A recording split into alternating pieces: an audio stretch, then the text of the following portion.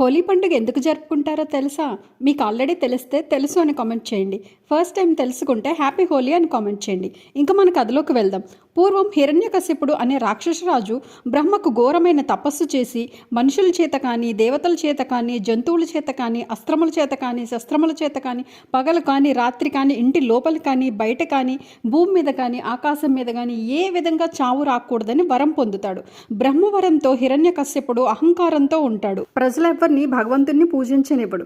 ఇదిలా ఉంటే అతని కుమారుడు ప్రహ్లాదుడు చిన్నప్పటి నుంచి గొప్ప విష్ణు భక్తుడు. అది హిరణ్యకశ్యపుడికి అస్సలు నచ్చదు. కొడుక్కి ఎంత చెప్పినా వినడు. ప్రహ్లాదుని అన్ని రకాల విద్యలు నేర్పి తన వారసునిగా రాక్షసరాజుగా చేయాలి అనుకుంటాడు. ఎంత చెప్పినా ప్రహ్లాదుడు విష్ణువుని పూజించడం, స్మరించడం అస్సలు ఆపడు. అప్పుడు హిరణ్యకశ్యపుడు ఇంకా ప్రహ్లాదుని చంపేసి ఇంకొక కొడుకుని కని రాక్షసరాజు చేయాలి అనుకుంటాడు.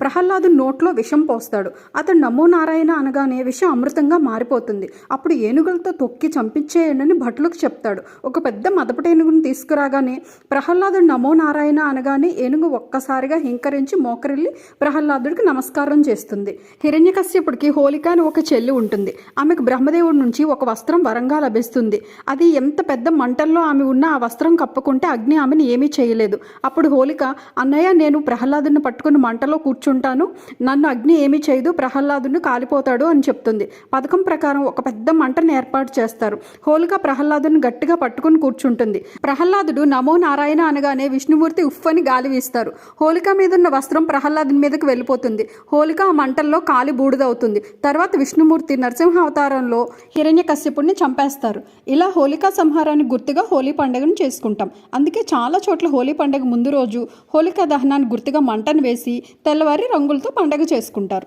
వీడియో నచ్చినట్లయితే ఛానల్ని సబ్స్క్రైబ్ చేసుకోండి.